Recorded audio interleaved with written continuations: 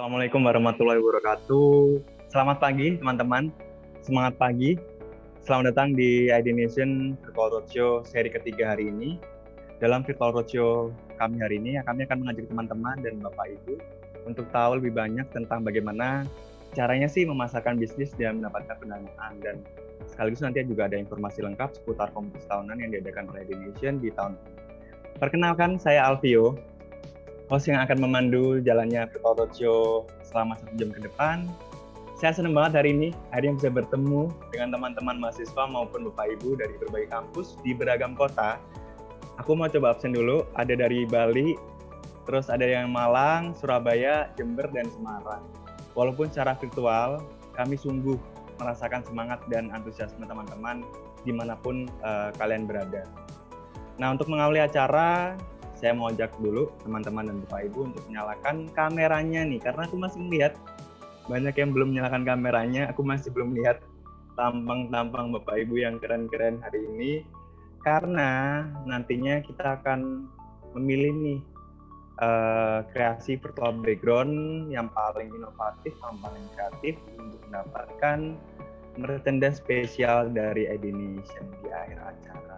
Nah, kalau gitu sekarang saya mau ajak sambil aku nunggu nih kamera-kameranya dinyalakan. Saya mau ajak dulu teman.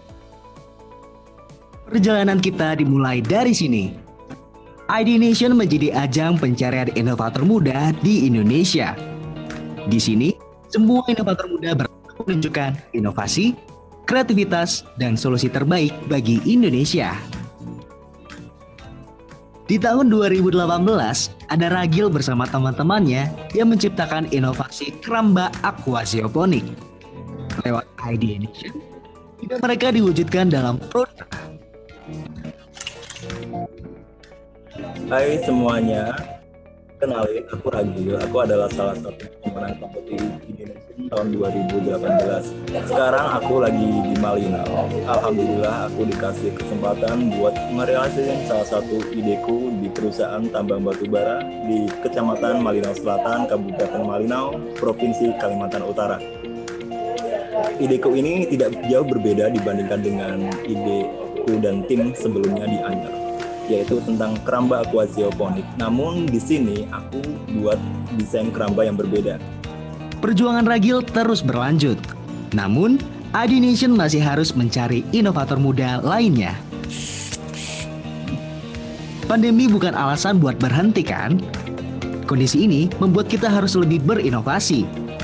Tahun ini, ID Nation beradaptasi secara virtual dengan cara yang lebih mudah, berbeda, dan lebih spesial. Ada lebih dari 300 tim, 1.000 peserta yang bergabung di ID Nation 2020. Mereka berjuang dalam 3 kompetisi berbeda: kompetisi tahunan, kompetisi inovasi nasional, dan ADIA Challenge Series.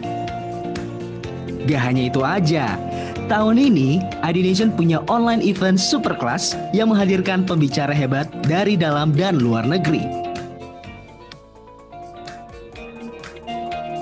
Kompetisi tahunan 2020 menantang anak-anak muda Indonesia menjadi solusi dalam masalah tsunami dan pemanasan global. Kompetisi inovasi nasional memanggil inovator di seluruh Indonesia untuk beradu produk inovasi di berbagai bidang. Kedua kompetisi ini telah melahirkan inovator-inovator baru di Indonesia. Salah satunya tim Biomed. Perkenalkan, nama saya Aminuddin. Saya merupakan CEO dari Biomed. Semenjak kami mengikuti event Idea Nation, kami mendapatkan begitu banyak pengalaman, ilmu, serta jejaring network untuk memvalidasi bisnis kami. Dan kami di Biomed semakin mendapatkan manfaat karena Biomed semakin dikenal oleh masyarakat umum. Terima kasih Idea Nation. Inovator itu memang yang saya selalu percaya itu lebih kepada karakternya dulu gitu ya, karena kan kalau berinovasi gitu ya nggak 100% itu akan selalu berhasil gitu ya. Jadi ya pasti akan dihadapkan dengan kegagalan demi kegagalan. Yang dibutuhkan adalah persistensi gitu. Karakter dia bisa pantang menyerah gitu, dan dia harus persisten, dan dia harus terus-menerus mau mencoba hingga dia mendapatkan suatu titik cerah ya dan keberhasilan seperti itu. Ideation gak hanya mencari inovator di bidang teknologi dan energi, tapi juga kreator-kreator seni dan desain. Ini buktinya. Pencarian inovator muda masih terus berlanjut. Siapapun kamu, bersiaplah menjadi bagian inovasi Indonesia. Tunggu kami di tahun depan ya.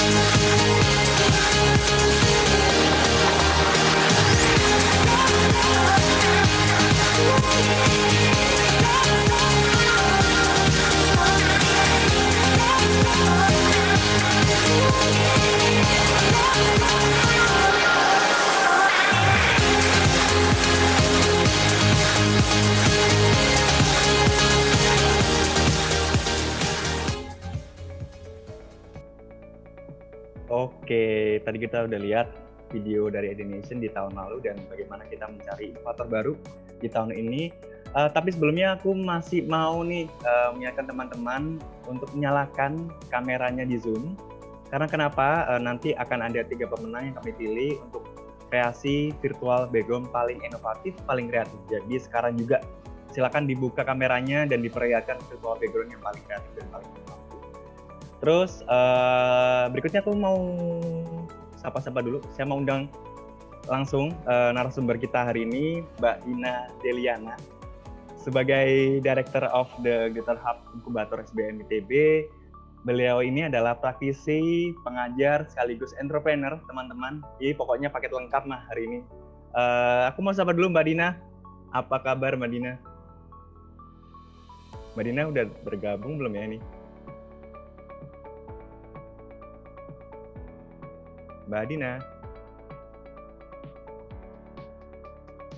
Sebentar.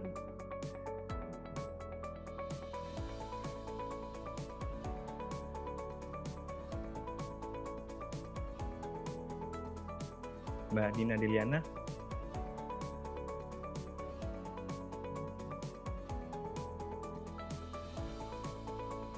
Oke. Ternyata Mbak Dina masih ada masalah teknis, teman-teman. Kalau begitu aku berlanjut ke informasi seputar kompetisi tahunan. Di sini aku sudah ada Mas Ahmad Kadafik sebagai Kepala Program Ideation yang akan menyampaikan informasi lengkap dan jelas. Dan tentunya kalian bisa curi-curi ilmu apapun soal gimana sih caranya menang di tahun ini. Aku mau sapa dulu Mas Davi, apa kabar Mas? Halo Vio, selamat pagi. Pagi Mas, sehat ya Mas? Alhamdulillah sehat. Baik, syukurlah, alhamdulillah. Nah, sama seperti sebelumnya, kalau ada pertanyaan teman-teman, Bapak Ibu silakan langsung aja kolom chatnya, boleh diisi, boleh diketik, apapun pertanyaannya, silakan langsung aja ketik di kolom chat, nanti akan dijawab oleh Mas Ahmad Kadafik. Nah, kalau begitu Mas Davi, saya persilakan Mas waktu dan materinya untuk teman-teman di hari ini. Silakan Mas Davi. Oke, terima kasih Vio. Assalamualaikum warahmatullahi wabarakatuh. Selamat pagi dan selamat pagi nih bagi untuk kita semua. Perkenalkan, nama saya Kadafi dan di sini saya mewakili nih teman-teman dari Ideation.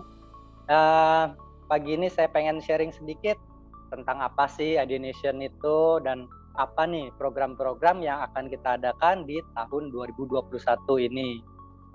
Mungkin bisa dibantu untuk menampilkan ininya. Oke. Langsung ke slide berikut. Oke, jadi kalau teman-teman belum pernah dengar nih Ideation itu apa sih? Jadi sebenarnya Ideation itu sendiri adalah suatu platform inovasi. Tujuan kita adalah untuk menampung dan juga untuk menstimulasi nih inovasi dari anak-anak muda Indonesia. Nah, Ideation ini juga berkomitmen kita ingin membantu nih agar inovasi-inovasi tersebut bisa terwujud ke dunia nyata dan bisa memberi dampak yang positif bagi kita semua dan tentunya juga bagi Indonesia. Nah, untuk tahun 2021 ini apa sih nih program-program kita nih, kita bisa lihat di slide berikutnya.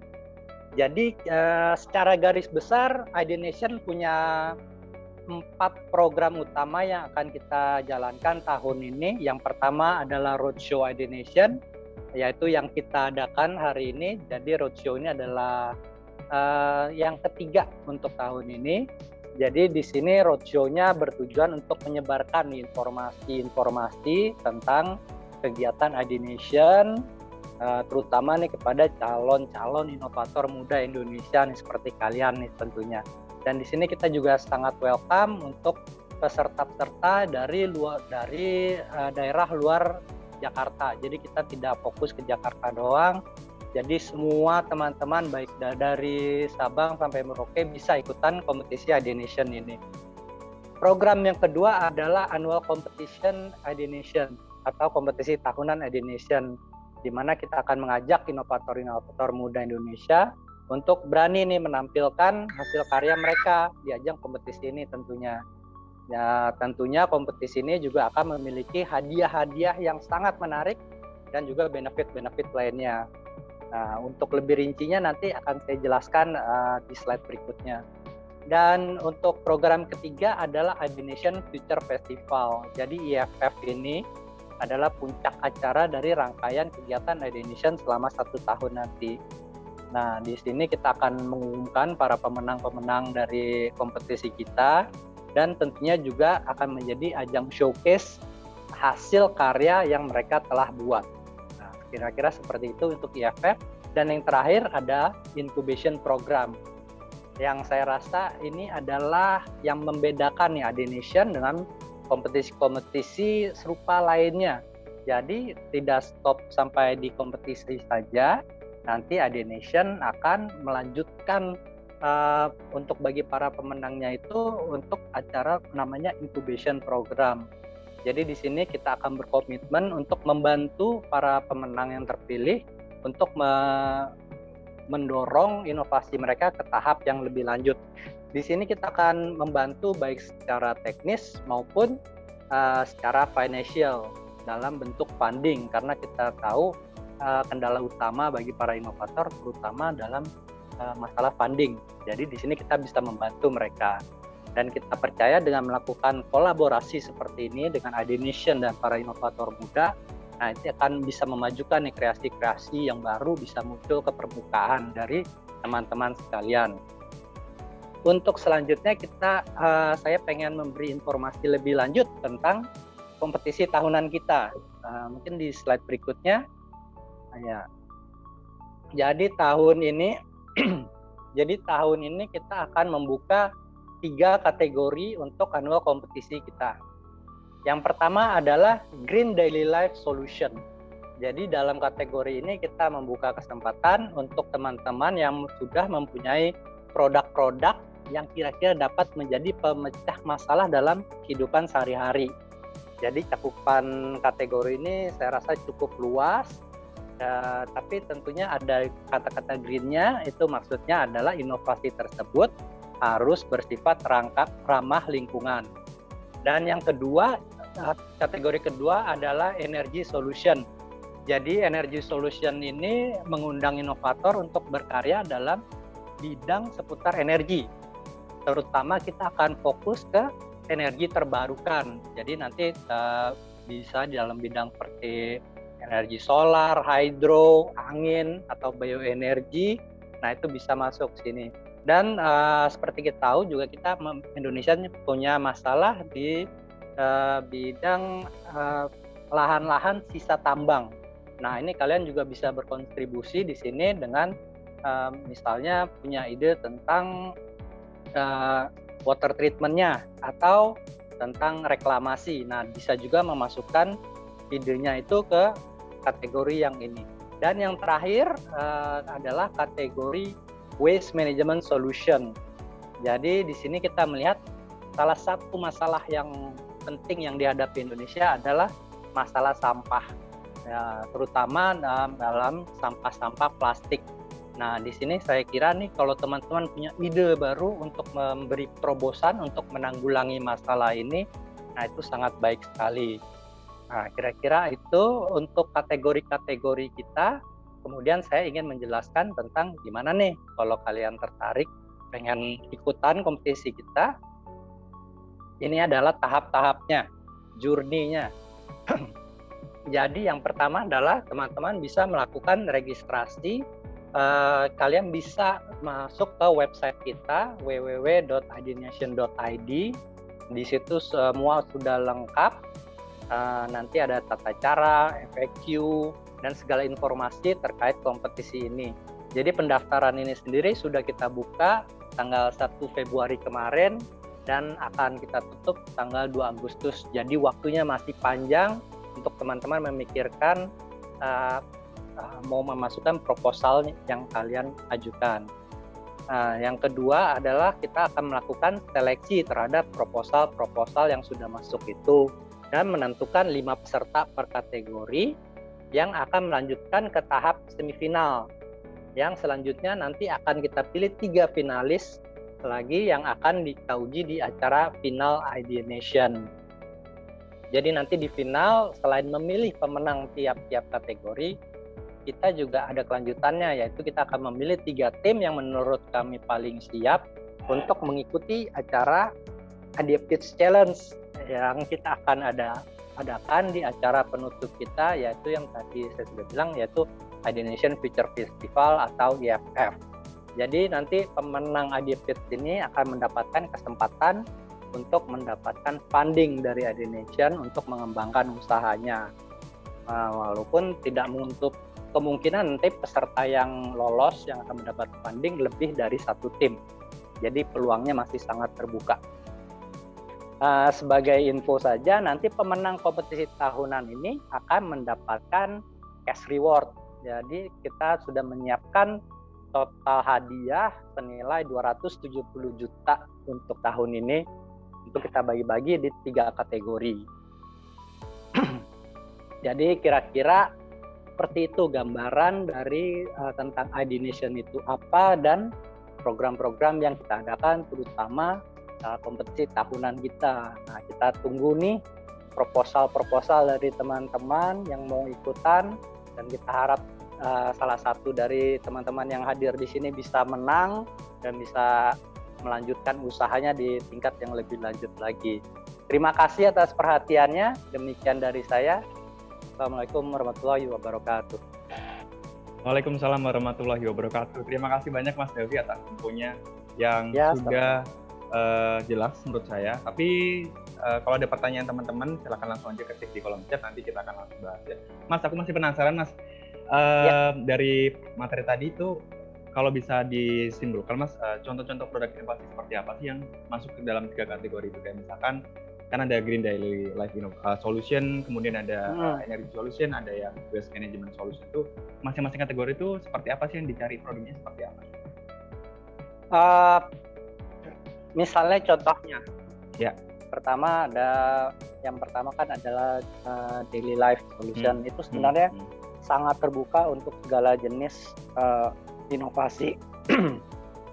Jadi macam-macam bisa, kita terbuka aja, bidang pangan, bidang lifestyle, industrial juga bisa. Kalau entertainment juga bisa. Palingan syarat kita adalah inovasi tersebut itu harus ramah lingkungan. Okay. Nah, yang kedua, Energy Solution ini agak lebih spesifik sedikit. Yang seperti saya bicarakan tadi adalah di bidang energi, terutama energi terbarukan yang ramah lingkungan. Nah, misalnya punya ide tentang pengembangan tentang solar energi, misalnya menciptakan alat untuk misalnya bisa listrik yang dihasilkan lebih besar lagi, atau cara-cara penanggulangan di sisa tambang ada misalkan airnya jelek, jadi ada water treatment, nah itu bisa juga masuk. Nah, yang terakhir adalah yang Waste Management Solution. Di sini apapun yang terkait tentang sampah. Jadi kan terutama sampah-sampah plastik kita sangat tertarik untuk menyelesaikan masalah tersebut. Jadi misalnya sampah plastik kita olah bisa keluar menjadi bahan-bahan yang bisa dibutuhkan oleh rakyat lagi, jadi bisa didaur ulang. Nah, jika ada terobosan tentang itu sangat open sekali sih kita. Oke, aku mau lanjut Mas ke pertanyaan dari Wiga Maulana. Solusinya harus sudah jadikah ataukah baru berupa ide? Kita pengennya sih setidaknya sudah ada prototipenya. Jadi nanti ini kan waktunya sebenarnya masih panjang sampai Agustus nanti. Misalnya kalian sudah punya ide mau bikin sesuatu, cuman masih sekadar ide aja. Nah, ini bisa kalian gunakan waktunya untuk membuat semacam prototype. Jadi nanti bisa misalnya kalian lolos ke semifinal, nanti kalian bisa menunjukkan hasil karyanya itu dalam di semifinal tersebut. Ini putus-putus nggak, Mas? Aku masih bisa ngeliat sih Mas, masih oke kok sinyalnya. Kedengaran ya? Kedengaran. Oke, di saya berarti yang bermasalah. Ya, oke, berarti kita sekarang lagi cari produk inovasinya. Jadi bukan hanya ide ya. Jadi mumpung masih panjang, teman-teman silakan kalaupun punya ide segera dibikinkan produknya. Kalaupun produknya belum jadi nih, prototipe nggak masalah, benar kan Mas? Kalau prototipe juga nggak apa-apa, kita terima ya. Jadi kayak apapun bentuk prototipenya, silakan langsung aja didaftarkan di kompetisi tahunan Indonesian tahun ini. Mas menyambung dari pertanyaan, silakan Mas. Dia prototipenya juga nggak usah yang mewah-mewah amat, pokoknya asal bisa menunjukkan hasil karyanya itu bisa bekerja dengan baik, udah bisa ikutan.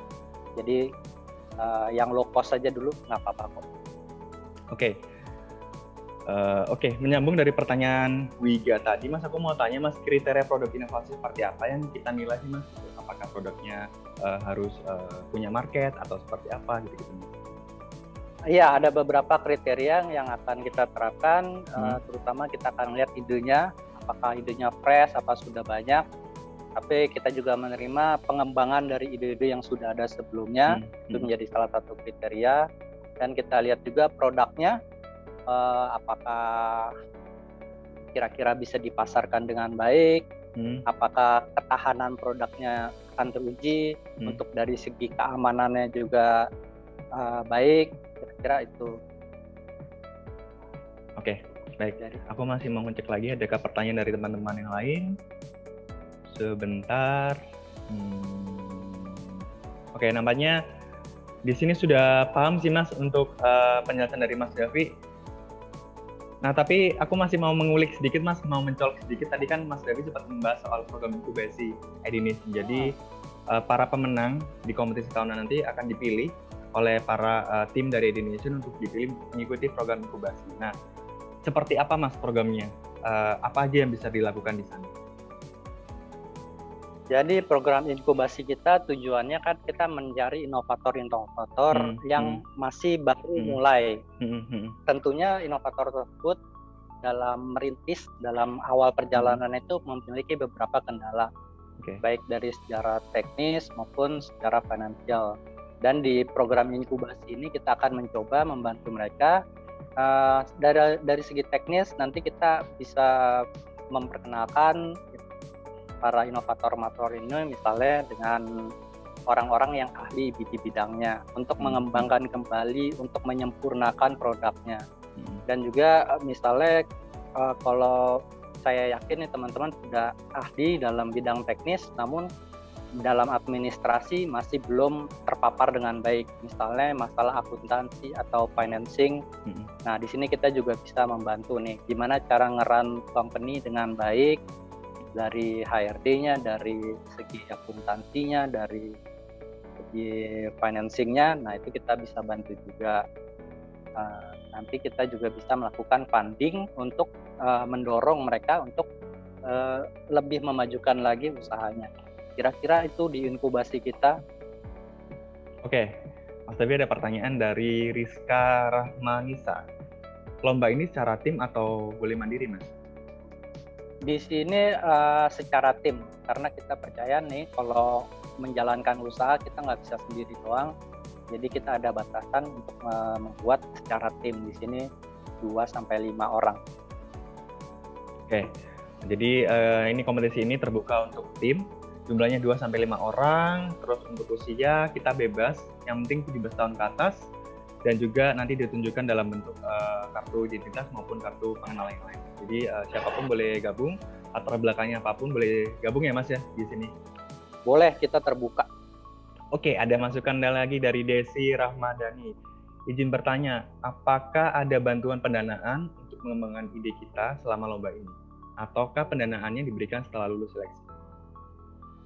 Pendanaannya setelah lulus seleksi. Jadi kalian harus membuktikan dulu inovasi kalian itu layak untuk mendapatkan pendanaan. Jadi sistemnya gimana? Ya pertama bikin proposal dulu dan bikin prototipe ala kadarnya aja. Nanti bisa dimajukan masukkan proposal ke kita. Nanti kita akan review bersama-sama dengan tim juri kita. Jadi jika kalian lolos, nanti masuk final, dan kalau sudah masuk final sih pasti akan mendapatkan hadiah yang bisa dipakai untuk melakukan R&D lebih lanjut.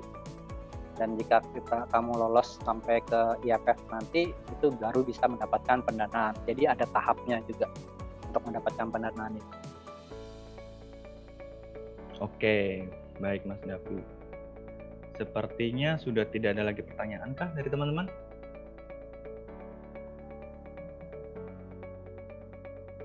Oke, sudah tidak ada Mas. Terima kasih banyak Mas atas informasinya.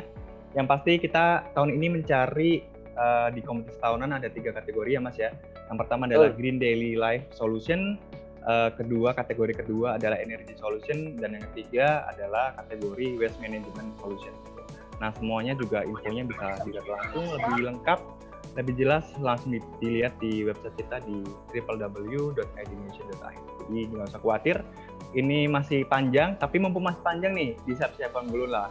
Disiapkan prototipe-nya, produknya seperti apa, dan proposal. Itu ya Mas Davi ya kira-kira? Iya. Pokoknya kita tunggu hasil karyanya. Siap, sampai tanggal 2 Agustus. Ya. Terima kasih banyak Mas Davi atas informasi dan soal kompetisi tahunannya. Sehat-sehat Mas di sana. Iya, terima kasih Vio. Ya. Oke, teman-teman. Sekarang sebelum berlanjut, aku mau ngingetin dulu nih. Sekarang aku lihat masih ada 100 peserta lah kurang lebih ya. Nah tapi aku masih melihat dari 100 peserta ini masih yang dikit banget nih yang masih membuka kameranya. Karena nantinya teman-teman silakan dinyalakan kameranya, dipasang virtual background-nya, karena nanti akan kita pilih tuh 3 pemenang, kita pilih kreasi virtual background paling kreatif, paling inovatif yang akan mendapatkan merchandise spesial dari Idnation. Jadi sekarang juga yuk, dari 100 orang ini banyak banget sumpah. Ini hari ini adalah hari yang paling banyak dalam Virtual Roadshow kita selama beberapa bulan ini. Dan untuk itu silakan kameranya ayo dibuka, tampilkan virtual background kalian yang paling inovatif, paling kreatif, karena akan ada pemenang di akhir acara dan akan mendapatkan hadiah langsung dari Idnation. Langsung tuh kita kirim dari Jakarta kemanapun kalian berada. Gitu ya, silakan teman-teman yuk dinyalakan kameranya, ditampilkan virtual background-nya yang paling kreatif sebebas mungkin dari kreasi kalian. Oke, aku mau berlanjut dulu. Aku mau sapa dulu. Kira-kira Mbak Dina udah hadir belum? Oh, sudah ada ternyata. Sudah. Ya, teman-teman, saya mau undang dulu Mbak Dina Deliana. Beliau ini adalah Director of the Glitter Hub Inkubator SBM ITB. Beliau ini adalah praktisi, pengajar sekaligus entrepreneur. Pokoknya mah paket lengkap lah kalau Mbak Dina ini. Mbak Dina, sehat ya Mbak? Apa kabar di sana? Sehat, alhamdulillah. Baik-baik. Sinyalnya aja nih agak-agak ini. Oke, baik Mbak Dina. Hari ini kita mau ngebahas soal bagaimana sih Mbak mendapatkan pendanaan dan bagaimana cara kita memasarkan sebuah bisnis gitu ya Mbak ya. Oke, Mbak Dina udah siap ya? Ya. Siap. Silakan teman-teman kalau ada pertanyaan langsung aja seperti yang tadi ketik di kolom chat, nanti kita akan bahas bareng dan diskusi bareng bersama Mbak Dina Deliana. Mbak Dina, waktu dan tempatnya saya persilakan Mbak, silakan. Oke, halo, selamat pagi menuju siang ya teman-teman semua. Mungkin hari ini aku akan share sebuah materi ya mengenai, karena ini lebih kepada bagaimana kita memperkenalkan bisnis kita dan juga mendapatkan funding ya. Jadi memang saya nangkepnya ini adalah untuk membuat sebuah pitch deck dan gimana kita bisa menarik investor seperti itu ya, karena kan itu adalah hal yang sama juga gitu ya. Nah, jadi saya coba izin share screen. Sebentar, belum kebuka filenya ternyata.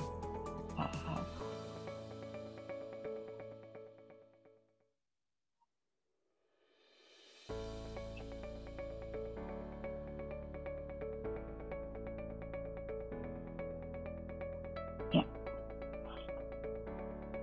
Sudah kelihatan ya, teman-teman ya? Sudah, Mbak. Nah, oke.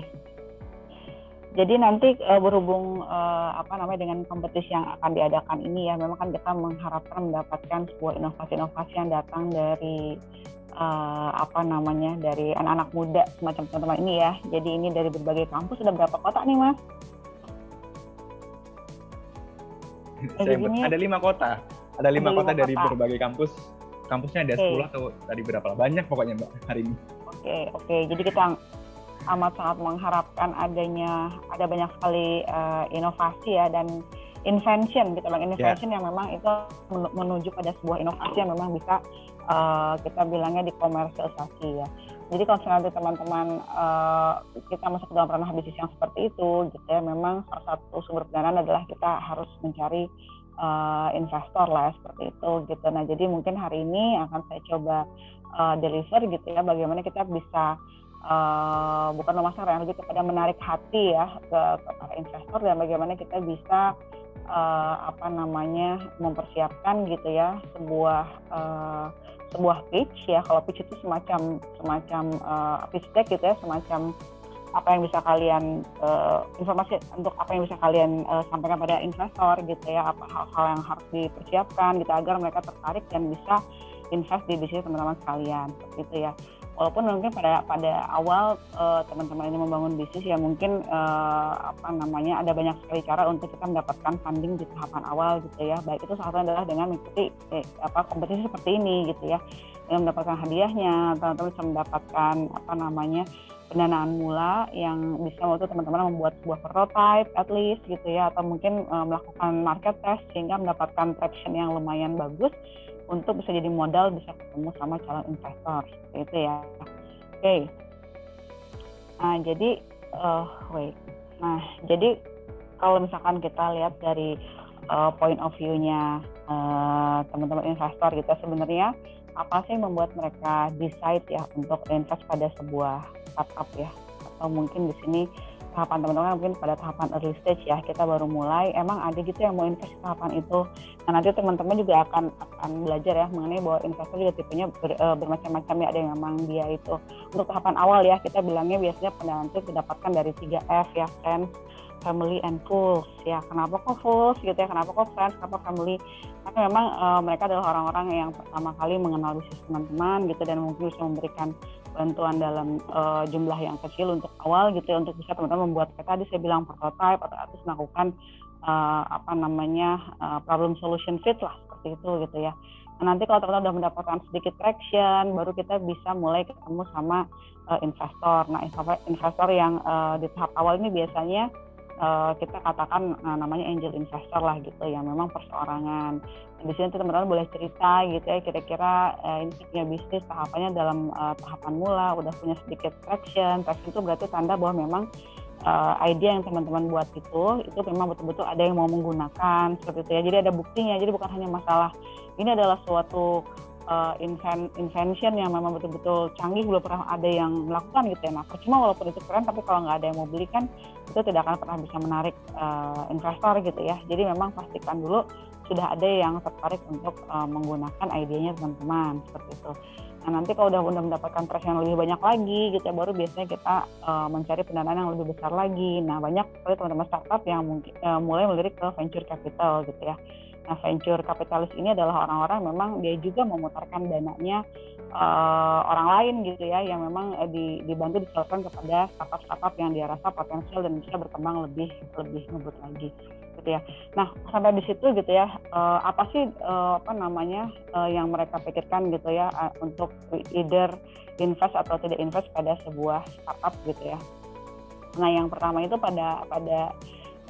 yang pertama gitu ya, hal-hal yang dia harapkan itu adalah positif gitu ya, dan banyak itu didapatkan startup adalah pertama mengenai apakah mereka memiliki market attractiveness gitu ya. Market attractiveness adalah memang apa yang kita buat ini gitu ya, dari sisi idea sampai suatu produk yang at least kita katakan tuh prototipe atau mungkin MVP lah, minimum viable product ya, suatu prototipe yang memang bisa langsung dites secara fungsi ya, walaupun secara bentuk dia belum maksimal gitu, belum seperti yang kita desain gitu ya. Tapi dia sudah bisa attract market gitu ya, sehingga sudah memiliki traction gitu, dan apa namanya, sudah ada tanda-tanda bahwa memang orang ini tertarik untuk membeli dan itu sesuai dengan apa yang kita targetkan gitu. Nah itu gimana caranya gitu ya untuk awal-awal. Nah teman-teman tuh banyak yang bisa dilakukan ya. Satu adalah dengan cara kita mungkin bisa menggunakan concierge itu caranya adalah dengan kita walaupun masih dengan fitur yang minimal gitu ya, kita masih misalkan kalau teman-teman ini adalah fully digital gitu ya, setengahnya itu belum dengan fungsi yang digital gitu, kita udah mulai mencoba mencari klien gitu ya. Nah itu at least secara proses ya, secara bisnis model itu sudah diterima oleh user kita. Nah itu dikatakan itu sudah at least atraktif ya dalam level yang early lah seperti itu gitu ya. Jadi pertama itu kita harus mencari apakah memang ada orang yang mau menggunakan bisnis kita, atau menggunakan produk kita ya, walaupun sebenarnya produk itu belum maksimal, baik misalkan kemasannya atau mungkin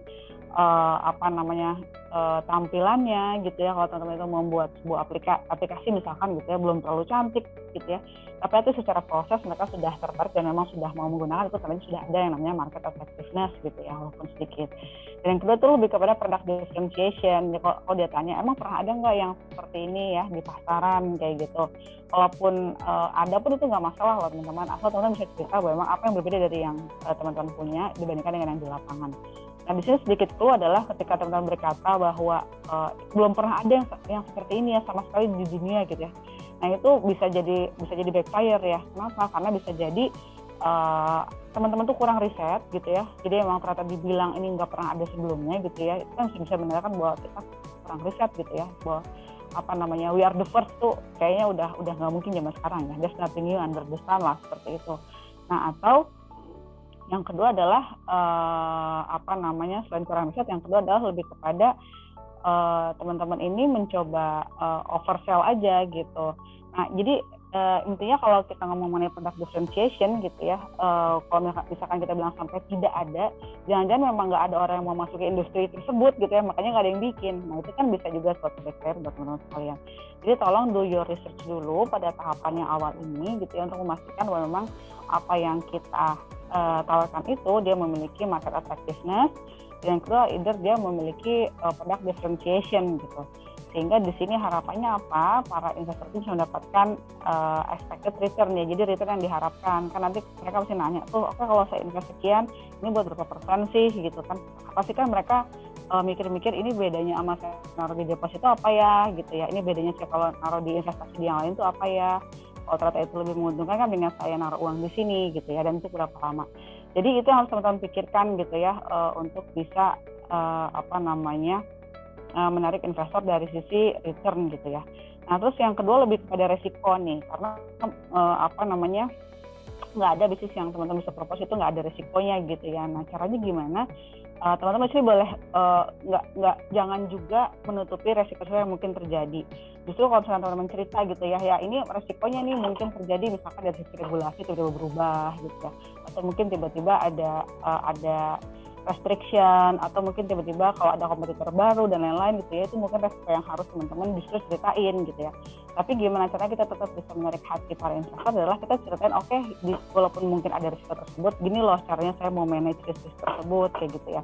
Contohnya misalkan saya punya capability nih dari sisi tim kayak gitu ya, dari sisi manajerialnya juga saya punya capability, ini lihat ini background tim saya seperti ini. Nah itu penting. Terus yang kedua juga mungkin kita bisa bilang ada beberapa hal fitur dari produk atau mungkin fitur dari atau mungkin ke strength-nya kalian lah ya, bisa dari sisi fitur produk, bisa dari sisi kalian punya resources atau mungkin kalian punya partners gitu ya, dimana kalian mempunyai resistance to threats. Nah itu lebih kepada kalaupun ada demikian tapi kita udah nge-lock resources-nya misalkan ya, sumber daya yang kita punya. Walaupun demikian kita udah punya patennya misalkan kayak gitu, itu kan salah satu contoh kita memanage risiko. Walaupun demikian risikonya kita udah punya partner yang bisa ngebantu kita untuk itu. Nah itu contoh beberapa perceived risk yang harus teman-teman bisa justru ceritakan ketika ketemu dengan investor gitu ya. Jadi bukan sesuatu yang harus teman-teman malah sembunyikan hal-hal seperti itu. Nah untuk itu adalah apa namanya dua hal besar ya, yaitu expected return dan juga perceived risk yang harus teman-teman ceritakan agar bisa membantu investor untuk menentukan apakah mereka akan invest atau mungkin tidak invest pada bisnis teman-teman sekalian ya. Nah terus kalau misalkan kita ada beberapa tipe-tipe dari business pitch ya, kalau kita katakan nanti gimana cara dong Kak saya mau ngobrol sama investor kayak gitu ya. Nah itu ada beberapa cara ya. Satunya adalah dengan cara melakukan pitching. Nah pitching itu gimana biar bisa mulai pitching? Nanti teman-teman kalau teman-teman ikutan kompetisi Idonation ya, di akhirnya kan ada pitching juga ya Mas ya. Nah itu pitching itu ya sama seperti yang dilakukan gitu. Itu bisa jadi pitching di sebuah kompetisi atau pitching pada kakak-kakak investor kayak gitu ya. Nah pitching pun tipenya ada macam-macam ya. Ada yang namanya elevator pitch, video pitch, ada on stage pitch. Ini sangat kebanyakan. Nah jadi bedanya itu apa sih gitu ya. Nah kalau misalkan teman-teman ini elevator pitch ya, itu kenapa kita katakan elevator pitch. Ini yang membedakan adalah dari sisi waktunya gitu ya. Teman-teman bayangin gimana kalau kita dalam waktu yang singkat harus menceritakan apa itu sih bisnis teman-teman sekalian gitu. Nah, elevator pitch ini biasanya antara 3 menit ya, 3 sampai 4 menit, gimana kita harus bisa menceritakan dari mulai apa itu value proposition bisnis teman-teman gitu, terus kira-kira apa yang menarik gitu ya, dan kira-kira berapa besar pasar dalam waktu 3 menit gitu. Jadi teman-teman harus latihan banget tanpa ada PPT, tanpa ada brosur atau apapun, kita harus cerita dan membuat orang mengerti apa itu bisnis kita. Namanya elevator pitch kayak gitu ya. Nah, ada yang lebih enak lagi kalau teman-teman ikutan kompetisi ya, atau mungkin teman-teman mau coba nge-spread instead of nge-spreadin pitch deck gitu ya, mungkin kita bisa menggunakan video pitch. Nah, kalau video pitch ini adalah di mana teman-teman nge-record menggunakan video gitu ya dengan waktu yang sama ya. Kita kalau bisa sih jangan lebih dari 7 menit gitu ya, mengenai apa itu bisnisnya teman-teman sekalian gitu. Nah ini kita harus pastikan gitu ya, ini bisa menarik dan juga teman-teman bisa nge-record sesuatu yang memang betul-betul informatif ya dan bermanfaat gitu ya. Nah ada lagi tipe yang memang lebih beruntung ya, namanya on stage pitch. Di sini betul-betul disediakan tempatnya, disediakan waktunya, terus disediakan kesempatan untuk kita bisa menggunakan body language. Nah itu kan karena itu hal yang penting juga ya ketika teman-teman pitching itu. Jadi bukan hanya masalah suara atau mungkin slide yang ditampilkan, tapi juga bagaimana body language kita ketika kita melakukan suatu pitching seperti itu. Karena itu menentukan bahwa apa siap apa enggak, ini orang karakternya seperti apa gitu ya, atau mungkin bisa lebih meyakinkan orang yang melihat kita gitu. Nah itu namanya on stage pitch gitu. Nah untuk masing-masing ini pun berbeda-beda gitu ya. Nah seperti ini gitu ya. Kalau terus gimana dong kalau kita cuma punya waktu seperti ini? Nah kita yang paling penting adalah harus selalu tahu core message-nya kita tuh apa, teman-teman. Nah core message-nya adalah misalkan untuk yang kalau kita cuma punya 1 menit nih ya, misalkan gimana sih pitching yang 1 menit? Misalkan teman-teman di sini ikutkan event networking gitu ya, atau mungkin matchmaking, atau mungkin suatu conference gitu ya, dan kita lihat wah ini orang-orang ini ada beberapa yang gue tahu adalah seorang investor gitu, atau mungkin ini adalah calon dia punya perusahaan besar nih, dia bisa jadi partner kita gitu ya. Pokoknya orang-orang yang kalian pengen coba pitch dan kalian jadikan dari itu partner gitu ya, atau mungkin teman-teman jadikan investor gitu ya. Tapi kita ada di dalam suatu event yang nggak mungkin tiba-tiba ngeluarin laptop gitu kan, riweuh ya, riweuh itu bahasa Sunda ya, repot gitu kita ngeluarin laptop gitu. Nah 1 menit doang nih ceritain gitu ya. Nah itu apa aja sih yang harus kita omongin dalam 1 menit gitu ya. Ya mungkin a bit of introduction gitu ya, ada hook gitu ya. Tapi teman-teman harus cerita bahwa memang yang harus diceritain dalam 1 menit adalah dari mulai customer problem gitu ya. Terus juga value proposition-nya apa yang bisnis yang kita coba tawarkan untuk problem tersebut ya, dan kira-kira ini kita kebetulan kenalin dong kita dari misalkan ini dari kampus mana contohnya, dari kampus Telkom ya, kita dari kampus Telkom misalkan gitu, kita punya tim yang satu ada hackernya, ada hipsternya, hasornya, misalkan kayak gitu ya. Nah, kita mencoba fokus pada customer problem yang mana gitu. Untuk itu kita membuat sebuah solusi apa yang harapannya bisa membuat problem ini menjadi seperti apa. 1 menit teman-teman harus bisa menceritakan seperti itu gitu ya. Jadi gimana cara itu orang tetap stay dan justru ingin tahu lebih lanjut mengenai apa yang kalian buat. Itu adalah PR-nya gitu kan. Nah, next kalau misalkan kita punya waktu yang lebih ya 3 menit misalkan kayak gitu. Nah, mungkin kita bisa boleh menceritakan sedikit mengenai produk kita tuh apa sih detailnya, fitur-fiturnya apa aja gitu ya, apa yang membuat kita lebih dari kompetitor kita, dan juga kita bisa cerita nih pada saat ini market yang kita udah dapat sekian walaupun sebenarnya potensinya sekian gitu ya. Nah, itu kan bisa ditambahin untuk yang 3 menit pitch ya. Nah, terus kalau misalkan teman-teman punya waktu 7 menit gitu ya, nah, contohnya seperti on stage pitch ya, itu boleh tambahin apa? Boleh tambahin sampai ke financialnya seperti apa, boleh tambahin sampai ke milestone-nya seperti apa gitu ya. Dan tadi yang saya cerita, suka-suka yang mungkin terjadi, tapi kita bisa manage-nya dengan cara yang seperti apa. Nah, itu yang bisa teman-teman sampaikan untuk waktu yang lebih panjang ya. Nah, ini jadi intinya core message-nya apa yang bisa disampaikan kepada target kita gitu ya. Jadi target itu bukan tentu investor juga sih teman-teman, kadang bisa juga kita menjadi kita ngincer dia menjadi calon klien atau mungkin menjadi calon partner, itu mungkin juga gitu ya. Nah, terus sebenarnya tujuan dari pitching itu apa sih gitu ya. Jadi pertama kita bisa memaksimalkan peluang yang ada di depan mata kita gitu ya. Dan kita yang kedua adalah kita mencoba menggali audience attention ya. Ibaratnya tuh dengan waktu yang sedikit itu gimana mereka bisa tertarik sama apa yang kita buat, dan kira-kira kita lebih membuat mereka pengen tahu mengenai bisnis kita gitu ya, sehingga kita membuat mereka bisa lebih yang tadi ya, kira-kira bisa dapat pertanyaan langsungnya gimana ya gitu. Walaupun sebenarnya ya jarang ya terjadi, cuman at least mereka tuh udah well aware bahwa kita pernah present, dan kalau memang mereka tertarik ini loh, mereka tahu kontennya kemana kayak gitu ya. Dan yang ketiga tuh lebih kepada tell story ya. Jadi bukan tujuan utamanya tuh jangan langsung geragas minta funding, saya butuh funding berapa, masa baru kenal udah langsung kayak gitu kan kayaknya nggak enak gitu ya. Tapi at least kita punya sebuah story, karena dengan adanya story yang kalian bisa ceritain dengan jelas nih problem ini nih yang kita coba solve gitu ya dengan cara seperti apa, dan kelihatannya kita udah melakukan testing dan sukses dan lain-lain gitu ya. Itu yang mungkin lebih diingat ya oleh lawan bicara kita gitu kan. Terus juga ini juga penting, share your passion ya. Nah, ini penting banget karena kalau kita pitching terus ngomongnya misalkan datar gitu ya, atau mungkin tidak menunjukkan suatu semangat, orang juga mungkin lihatnya lemes gini gimana mau jalanin bisnisnya gitu kan ya.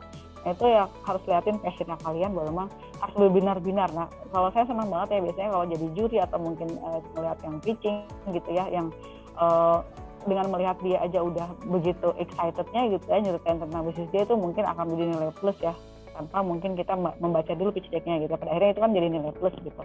Jadi tunjukkan passionnya kalian bahwa ini adalah yang gue suka nih, ngerjain ini nih gitu misalkan ya. Terus juga personality juga penting gitu ya, walaupun kita ngerasa memang gue pintar banget nih bisa menemukan ini, tapi ya tetap aja audiens itu kan king-nya gitu ya. Jadi tetap rendah hati, dan juga tapi tunjukkan kan percaya diri, tapi bukan dengan cara yang tidak manner gitu. Itu penting banget ya. Terus juga communicate with the confidence. Jadi kalau misalkan dari dalam sebuah tim gitu ya, ada yang memang lebih jago ngomong atau lebih meyakinkan ya, mungkin dia aja yang disuruh ngomong ya dibanding sama tim yang lain ya. Dan ini penting banget ya, important ask, walaupun mungkin tidak kalian tampilkan di pitch deck kalian, tapi kalian siapin kira-kira ini loh, kira-kira FAQ ya yang keluar untuk bisnis kita. Jadi frequently asked questions-nya kalian siapin gitu ya, catatan biar nanti nggak gagu pas ditanya. Itu penting banget. Jadi semua part of the team nanti harus punya andil untuk bisa menjawab pertanyaan gitu ya. Jadi nggak ada yang kelihatan kayak lebih nggak tahu dibanding yang lain ya. Itu penting. Nah, ini contoh beberapa pertanyaan yang harus kalian bisa jawab dengan pitching-nya kalian ya, karena itu sebenarnya informasi yang teman-teman investor butuhkan misalkan ya. Nah, yang pertama itu adalah produk atau solusi kamu tuh kira-kira vitamin atau painkiller sih? Ini mah simply logic aja gitu ya. kalau teman-teman lagi sakit kepala gitu ya, minum vitamin kan nggak sembuh, tapi kalau minum paracetamol kan sembuh gitu. Ibarat itu kalau kita punya bisnis itu betul-betul bisa menyembuhkan suatu penyakit yang betul-betul memang ada. Kenapa lebih enak kayak gitu ya? Karena at least orang tuh bukan nggak ada pilihan lain ya dibilangnya tuh, tapi at least kita akan dirujukan pertama gitu ya untuk bisa menselesaikan suatu masalah kayak gitu. Kalau vitamin kan ya semacam sesuatu yang side dish lah ya kayak gitu, yang nggak ada juga sebenarnya nggak apa-apa gitu. Nah itu kan yang jadi repot ya untuk bisnis kita. Nah harapannya kalau teman-teman create sebuah invention atau inovasi gitu ya dari yang baik itu teman-teman riset sendiri gitu atau mungkin kerjasama dengan dosen gitu ya, yang seperti yang teman-teman bisnis submit ya, harapannya itu adalah painkiller banget nih ya kalau inovasi gitu ya. Jadi memang ada masalah yang genting banget dan teman-teman coba solusikan gitu ya. Terus yang kedua, ini penyakitnya para inventor nih ya, how well do you understand your user? Itu biasanya pelik nih, karena kebanyakan inovasi atau invention yang ada di kampus gitu ya, yang penting saya dari jurusan mesin, maka saya membuat mesin apa gitu ya. Tanpa kita jago teknologinya, tapi kita nggak tahu sebenarnya yang mau pakai siapa sih, nggak tahu lah, pokoknya yang penting bikin dulu lah karena disuruh dosennya kayak gitu. Nah itu yang sering terjadi ya di kampus-kampus ya. Nah makanya teman-teman itu sebelum kita meng-create sesuatu, pastikan dulu kita tahu memang ada user base-nya gitu, dan memang ini ada masalahnya, sehingga kalaupun saya buat ini pasti ada yang butuh gitu, pasti ada yang beli. Nah itu penting untuk kita ketahui user yang mau kita target itu siapa gitu ya. Terus juga ketiga adalah kita tahu kompetitor kita. Nah kira-kira kita bilang bahwa memang ada sih yang bikin hal yang serupa, tapi apa kayak gitu, kekurangannya apa, dan yang kita buat bedanya apa kayak gitu ya. Nah terus yang keempat itu apa yang kamu punya di tim kamu aja. Kalau kita bilang saya mau buat suatu alat IoT yang menggunakan teknologi IoT gitu ya untuk agriculture misalkan, kan ditanya sama ininya, ada orang agriculture nggak di timnya? Satu. Terus kedua, emang ada orang yang ngerti IoT di tim kamu? Kalau nggak ada dua-duanya, kelar lah gitu, ngapain kamu bikin hal ini gitu kan. Jadi jangan sampai kayak gitu ya. Jadi pastikan ketika kita menawarkan sesuatu, dan harusnya itu ada kompetensinya di timnya kalian ya. Terus ini yang terakhir, tapi sebenarnya tidak perlu kalian tampilkan, cuman kalau ditanya aja ya, kecuali kalau memang itu adalah event pitching yang memang dibuat oleh para investor itu sendiri, karena memang ada juga beberapa event-event yang memang dibuat sendiri sama visinya gitu ya. Kalau misalkan kayak ini adalah suatu acara informal ya, baiknya sih kalau saya sih kurang suka ya kalau harus kalian, saya butuh duit berapa langsung itu kayak langsung ini banget gitu ya. Tapi at least tuh kalian bilang aja kebutuhan dana saya berapa, tapi nggak usah diceritain ini akan dapat return berapa. Nah itu kalau ditanya further more, baru kalian boleh ceritain detailnya gitu ya. Nah at least kan kita ceritain dulu biar mereka lebih tertarik, dan harapannya itu setelah kalian present itu ada pertanyaan-pertanyaan lanjutan ya yang mungkin berhubungan dengan jumlah uang yang dibutuhkan juga kayak gitu. Nah ini beberapa do's and don'ts ya yang harus teman-teman siapkan sama kalian untuk melakukan pitching gitu ya. Yang pertama adalah harus be prepared dari sisi visual, dari sisi tampilan kalian, dari sisi apa yang mau kalian omongin, dari sisi tim. Kalau mau pitching itu tech team ya, pastikan semua tim itu siap untuk menceritakan bagiannya dia gitu ya. Nah terus keep it simple and sweet. Yang pasti simple itu adalah yang nggak usah banyak-banyak. Intinya kan kita hanya menggali hook ya, menggali rasa penasaran orang ya, agar mereka bisa nanya, dia penasaran lah untuk ada further discussion dengan kita gitu ya.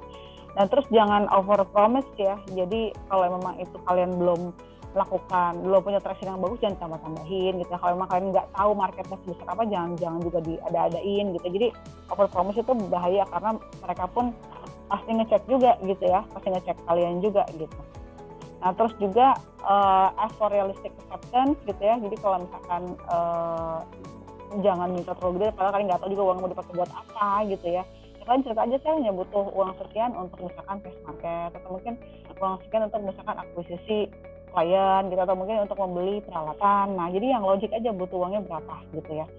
Nah dan jangan defensif gitu ya, walaupun mungkin kita ngerasa saya tahu banget industrinya gitu ya, tapi defensif itu merupakan tanda-tanda kita menutupi suatu kelemahan gitu ya. Jadi kalau bisa oh ya kalau emang nggak tahu bilang nggak tahu gitu ya. Saya akan catat, saya akan terima kasih masukannya, akan saya pelajari lebih lanjut gitu misalkan ya. Terus tahu kapan harus diam gitu ya, jadi jangan ngomong terus karena ada aja sih yang pusing terus namanya ngomong terus gitu, itu jangan juga gitu ya. Terus udah gitu keep it visual, jadi yang pasti pakai banyak kan, kalian bisa pakai Canva, bisa pakai apa macam-macam gitu ya yang bisa membuat tampilan PPT kalian lebih bagus lah kayak gitu ya. Terus udah gitu harus punya target ya, target kita untuk pitching ini tuh apa sih gitu ya, apakah mendapatkan funding, apakah mungkin mendapatkan klien atau mungkin partner gitu ya, itu yang targetnya tuh apa gitu ya. Bicara jangan terlalu cepat, jangan terlalu slow gitu, dan kita harus bisa lebih fleksibel ya di sini. Nah, ini beberapa non-verbal communications yang harus kalian perhatikan ya soal pitching. Yang pertama itu masalah distance ya, jangan terlalu jauh, jangan terlalu dekat.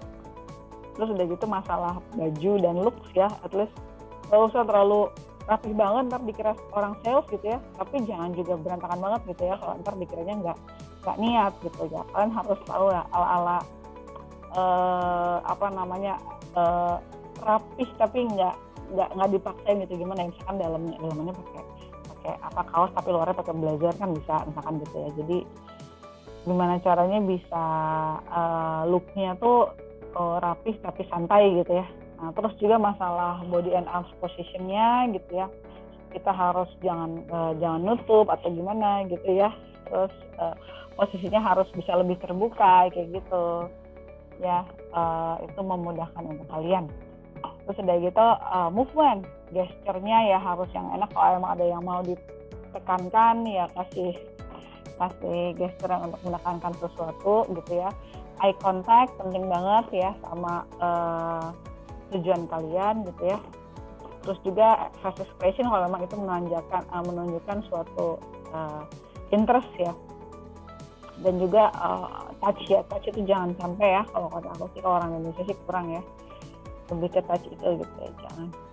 Terus voice tone-nya juga ya, dan speed dan poses, jadi ada yang memang harus kita tekankan gitu ya. Kadang-kadang kita melambat untuk hal-hal yang kita coba fokuskan gitu ya. Terus ada yang kita coba berhenti kalau memang kita ada yang fokus kayak gitu ya. Nah, atau mungkin ada yang lebih penting gitu. Nah, itu yang harus kita perhatikan ya dalam masalah suara. Nah, sekarang kita lihat apa sih sebenarnya yang investor cari dari sebuah startup gitu ya. Nah, pertama adalah super team dulu. Nah, ini adalah yang paling penting di sini.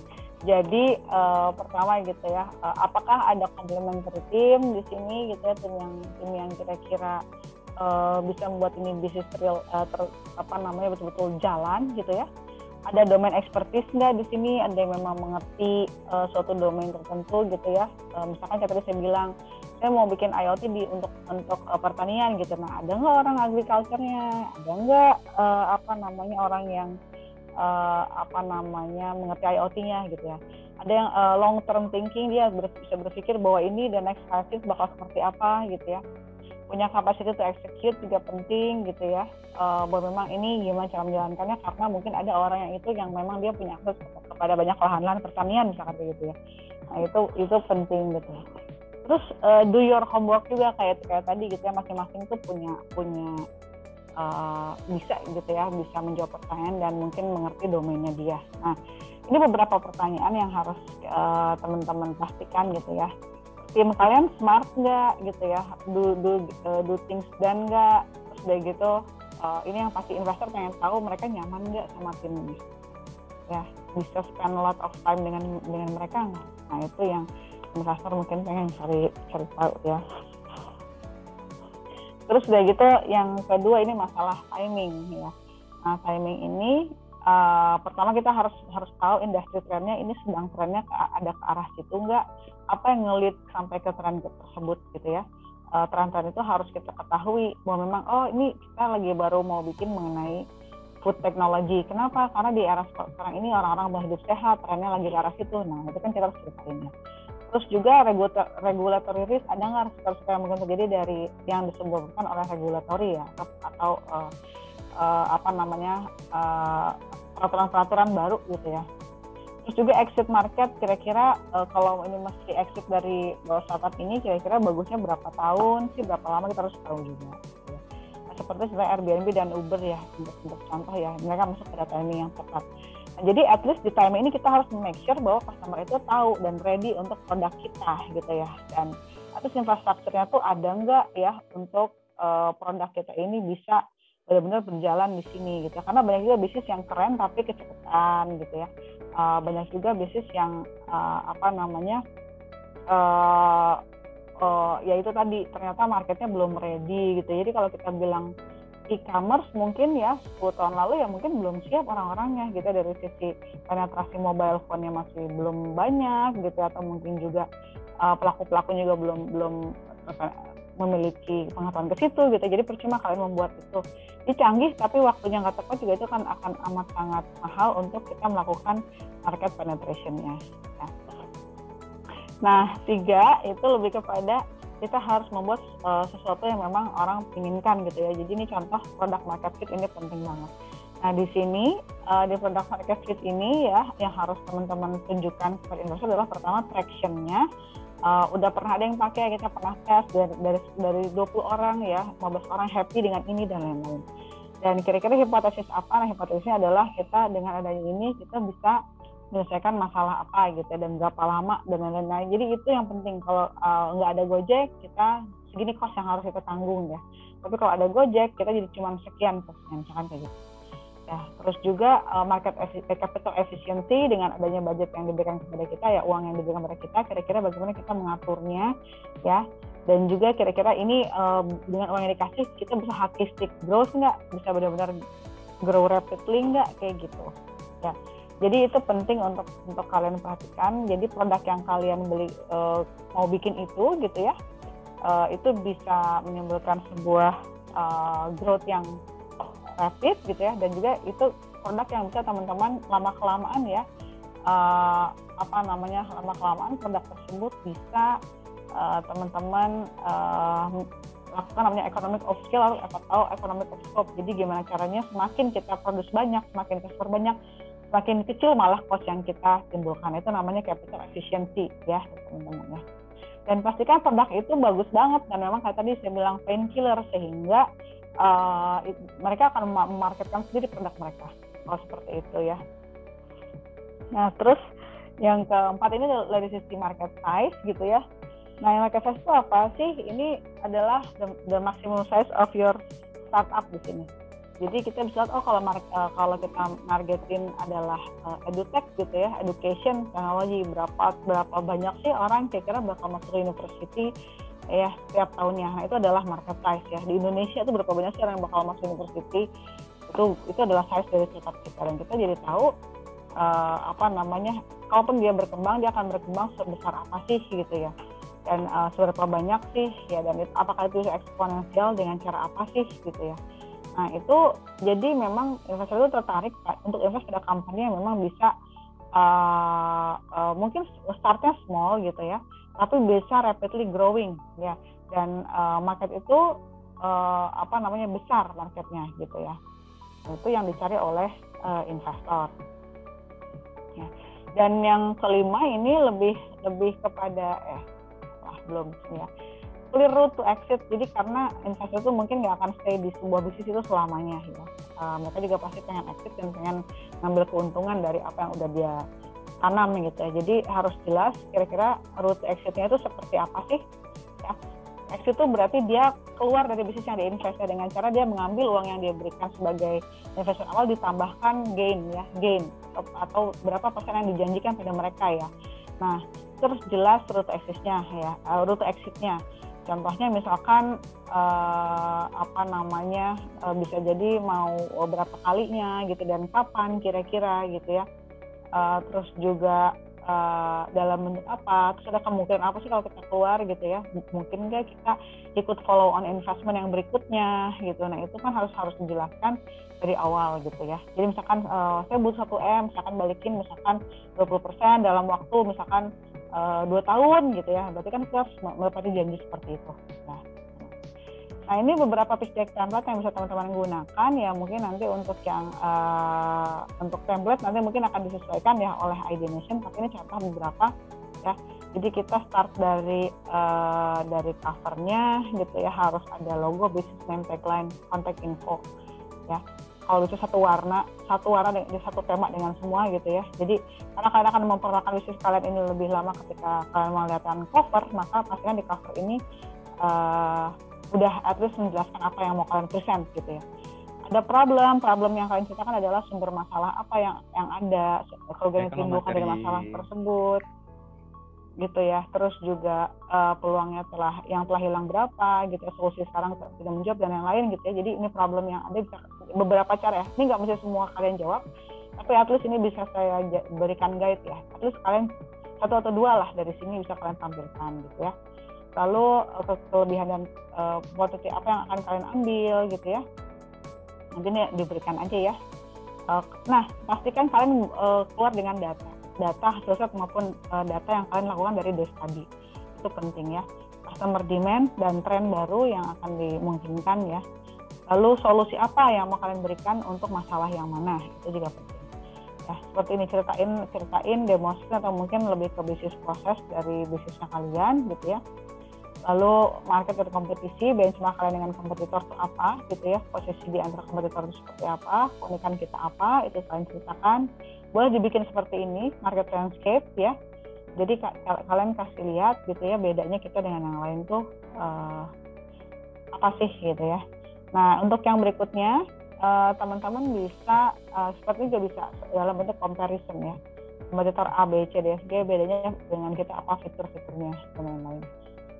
Status kita sekarang seperti apa, kira-kira next-nya kita mau melakukan apa ya. Lalu action apa yang mau kalian lakukan ya untuk kita bisa mencapai si future situation ini ya.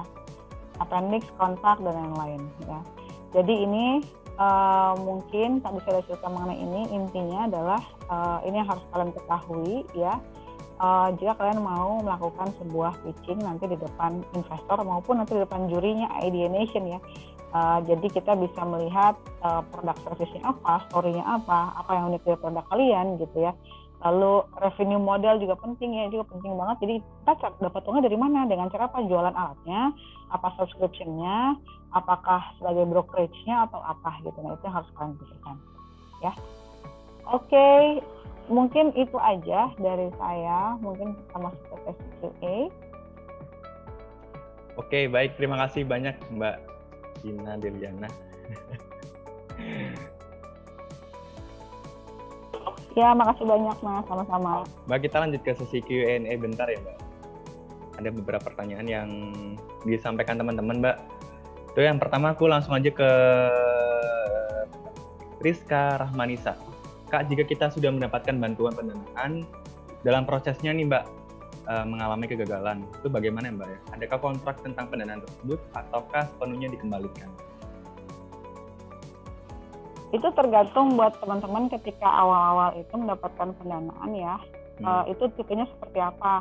Kalau kayak hibah, kayak teman-teman kayak ini ya, misalkan lagi ikutan lomba, terus itu hibah ya, kalau gagal ya udah, kan namanya juga hibah gitu ya.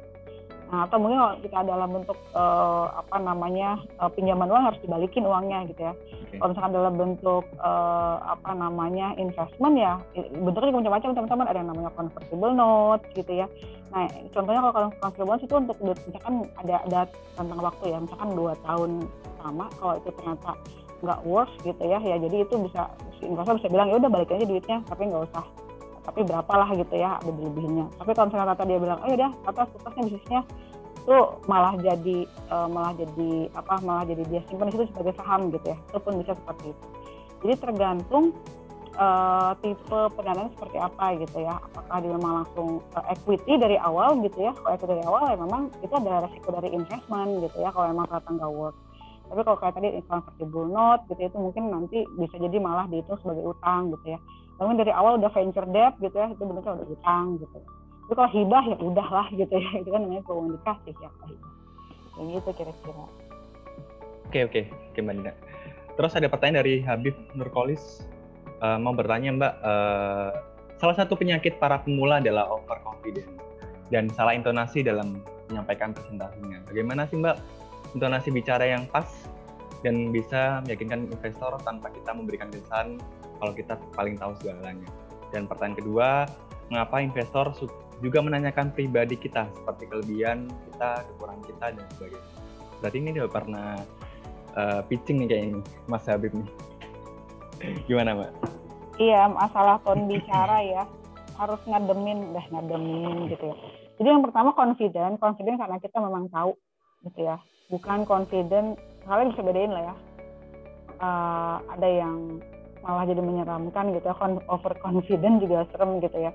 Jadi maksudnya di sini adalah kita tetap rendah hati tapi kita tetap pede dengan apa yang kita deliver lah gitu presentasinya. Jadi dengan tone ngomong itu yang bikin ngademin nih yang segini nih gitu ya. Jadi bisnis saya tuh gini-gini tapi tetap ada passion yang keluar, tapi juga kita harus show our confidence gitu ya dengan memperlihatkan kayak gimana pun caranya kalian harus mendapatkan posisi gini deh.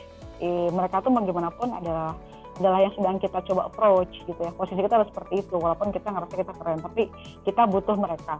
Maka kalau kita butuh mereka, kira-kira gimana sih cara ngebawainnya? Nah itu sih yang penting gitu. Jadi yang nomor 2 pertanyaan apa ya? Saya lupa. Pertanyaan kedua adalah, saya coba buka lagi.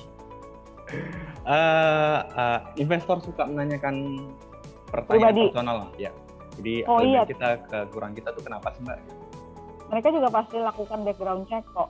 Ya, jadi makanya saya selalu bilang apapun yang kalian post di sosial media itu adalah hal yang penting juga karena mereka juga bukan hanya ngeliat, karena di CV kan bisa dibikin jadi keren gitu kan ya, tapi apa yang pernah kalian post di Twitter tuh nggak bisa pernah dihapus sih, bisa sih sekarang sih ya, misalkan suka stored ya kayak gitu. Jadi pastikan apa yang kalian ini kan sebar di dunia maya itu adalah sesuatu yang memang relevan dengan apa yang kalian kerjakan dan memang itu positif gitu ya, dan itu penting banget gitu. Dan pasti ya iyalah karena yang mereka butuh orang yang memang bisa kerja ya kan, pasti cek ini orang backgroundnya seperti apa, bisa jalanin nggak bisnis ini gitu kan, punya pengalaman nggak gitu. Kalaupun dia nggak punya pengalaman ya orang mau belajar nggak sih kan, pastilah ya. Ibarat kalau teman-teman di sini mau cari pasar dulu seperti itu kan ya, kira-kira background cek dulu, sama investor pun seperti itu.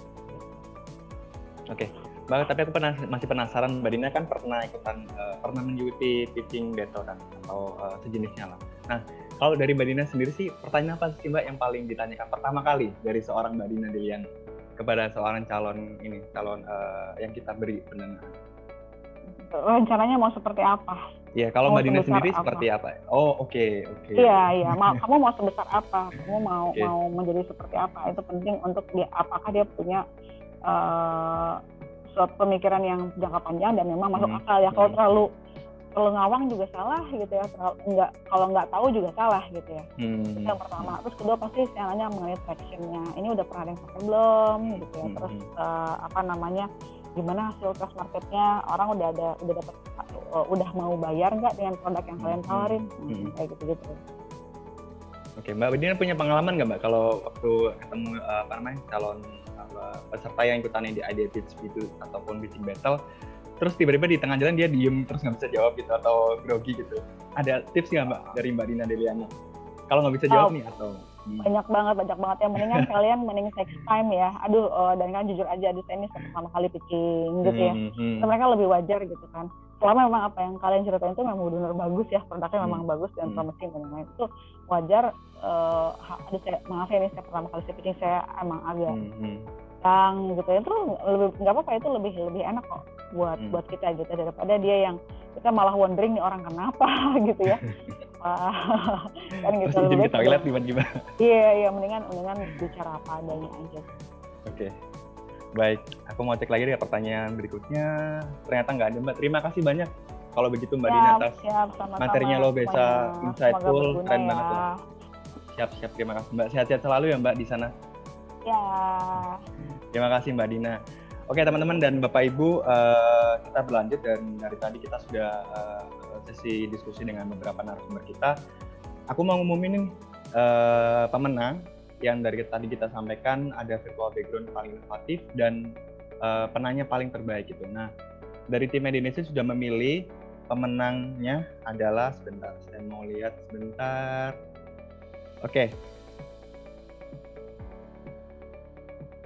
Oke, untuk penanya teraktif, pemenangnya adalah pertama Desi Ramadhani.